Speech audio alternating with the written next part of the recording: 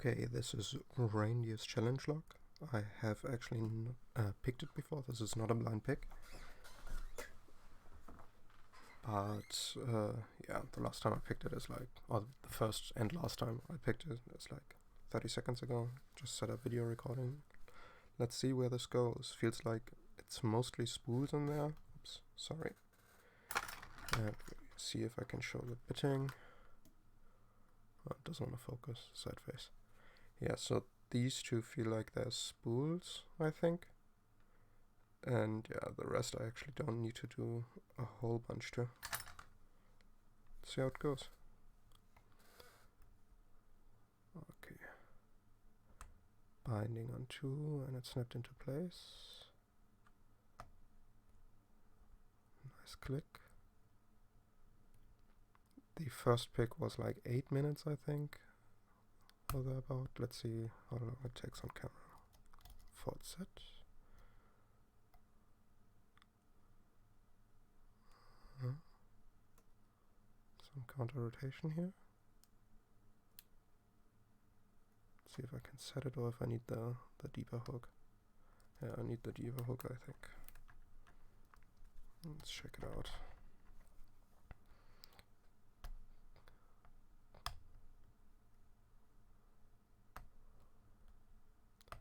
Get into the fault set with this one. And then move over to the deeper hook. I'm not sure if I think I actually didn't get pin 6 up yet. That shouldn't be a huge problem. Pin 6 isn't that high cut.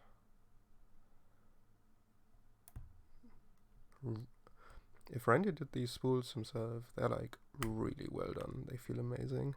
Give really good feedback. Don't feel wobbly at all. And are really deep.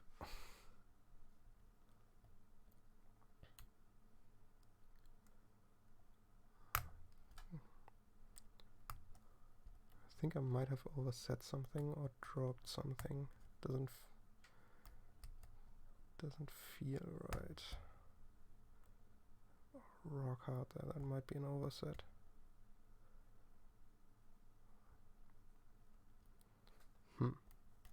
Let's see. Both the picks I'm using here are in 25,000s. Mostly because they do fit. Ah yeah, way in the back there. And open. Okay, I haven't gutted this before. Hey, future jockey here. I just realized that I didn't really explain what I was thinking while doing this. I was getting worried that Reindeer might not be okay with me gutting it on camera because I might spoil what was going on in the log for future people picking it. So yeah, there'll be a harsh cut and then we're going to be back with the gutting. Okay, he came back to me with an answer and he said it's up to me. And I kind of want to show you the craftsmanship that went into this. Because the way it felt, it was that the spools were really well made. So I want to see that and show it to you guys. Yeah, wow, the 83 is actually a fair bit different from the 72240 and the C83. What's it? C83 has a letter in the end. Okay, let's see. Oh, it has this pin to...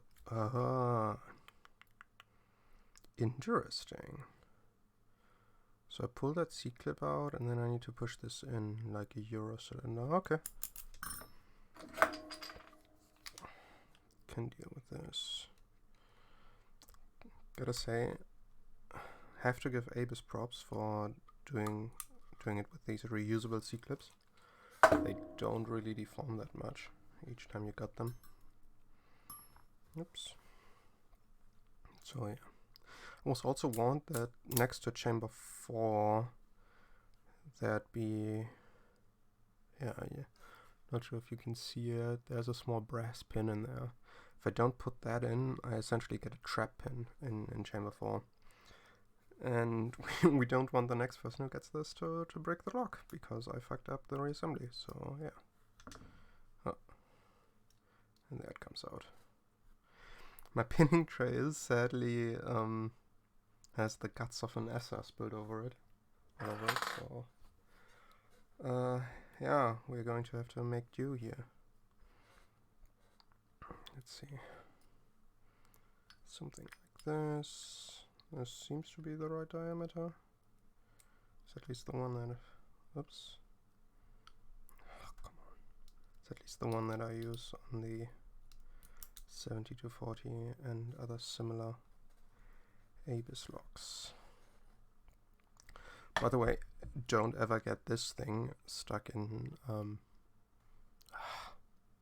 why is it not focusing? Don't ever get this pin here stuck in one of the chambers if you like over rotate. It's really annoying to get out. So let's see if he has done anything to the... Oh yeah, he definitely has done stuff to these.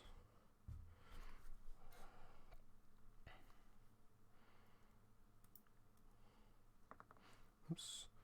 Torpedo in one. So where's the focus plane? Wow, so close to the camera. So this is a torpedo pin in one. Oversetting this probably means you have to drop everything. 2 seems to be... Now it's this. Oh, fuck me. 2 is a standard.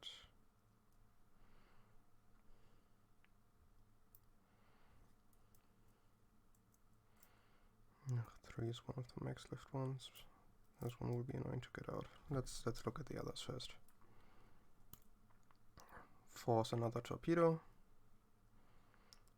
These torpedoes look really well made. Nice and symmetrical. The cut is pretty deep and nice and smooth.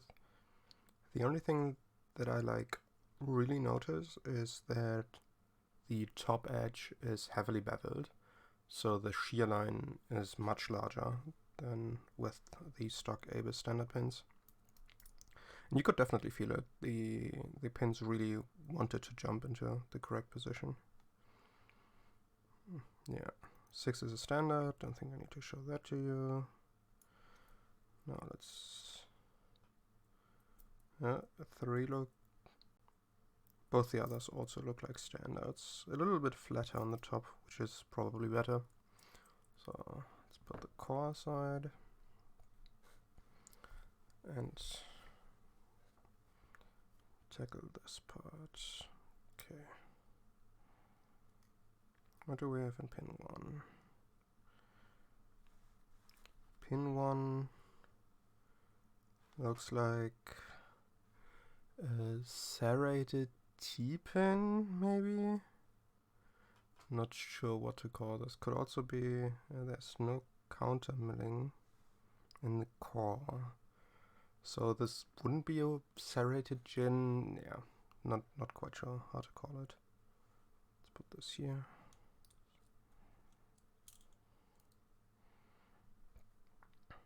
Yeah, as I expected, these spools look amazing.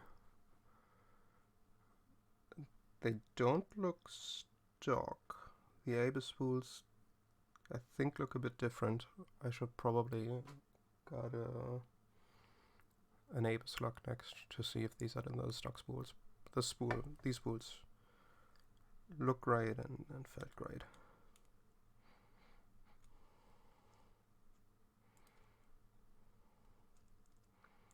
Okay, what do we have there? Another spool. This one looks a bit different. This spool looks more like a spool, and the central part looks like an hourglass, which is really neat. I think this is one of the ones that I think I set twice, but in reality it was probably me setting the spool to this against the black background, you can probably see it better, into this really deep cut in the center, and then having to get it back out again. and that deep cut in the center probably felt like a real set. Now, this is really cool. I haven't really seen these before. Granted, I haven't been picking for that long, so that's probably why. Still neat. Let's see. So this one has a small serration right at the back. This guy should really get a better camera. Has a pretty deep cut right in the back there. And in front, it looks again like a really weird gin, maybe a spool. It like definitely acts like a spool and not like a gin because there's no counter milling. It looks really neat.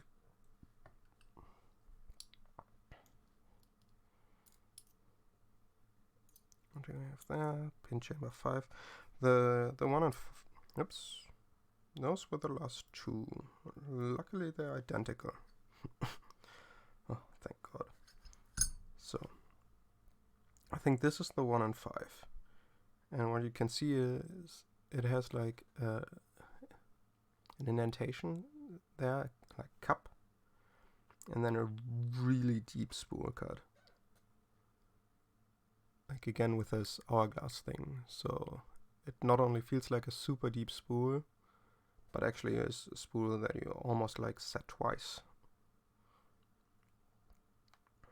That's probably why they gave so much counter rotation, because you don't just get counter rotation.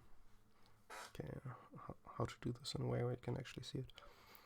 You don't just get, normally when you set a spool, you like move it across this part here, this like, yeah, this front part, then it says click, and you move it over this part with very light counter rotation, and you get like a lot of counter rotation on the last little bit right here, and then it clicks into place. With this one, you like move it across here, get a really deep fault set, and then get a lot of counter rotation across this entire way here. Pretty cool pins. I have to say, props to Reinder. Is there anything else in here that any like serrations cut into the core? Whoops, doesn't look like it, but I dropped a spring. Whoop. No, the rest looks unmodified. So, all in all, very fun challenge log. Basically feels like normal Abyss log on steroids with like even better spools, etc. Let me see if I can find a stock Abyss spool to compare them to. I might have one in my spare pins bag. Yeah, there's one. So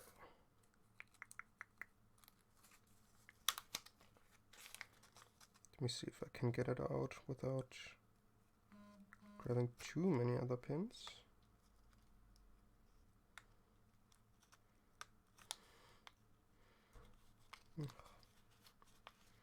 Some of these are pin pins, so it's really, I shouldn't have put them in the same bag.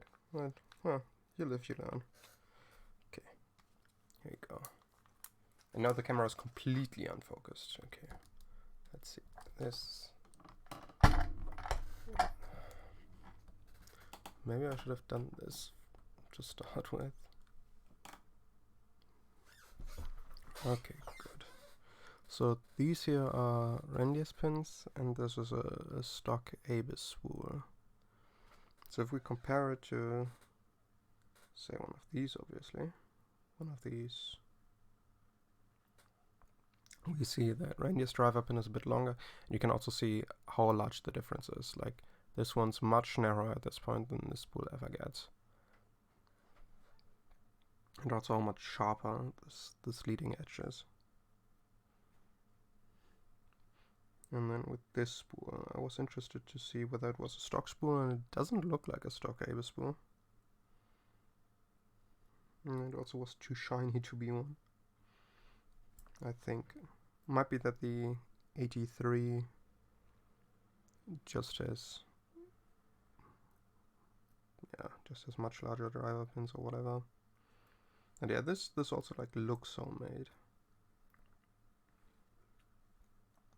Yeah, really cool. Was great fun. Highly recommend. I think this one's either going to Berlin next or Israel, depending on on whether a deal I was working on goes through. But yeah, thanks Randy for sending it to me, and I hope I'll get it back together correctly.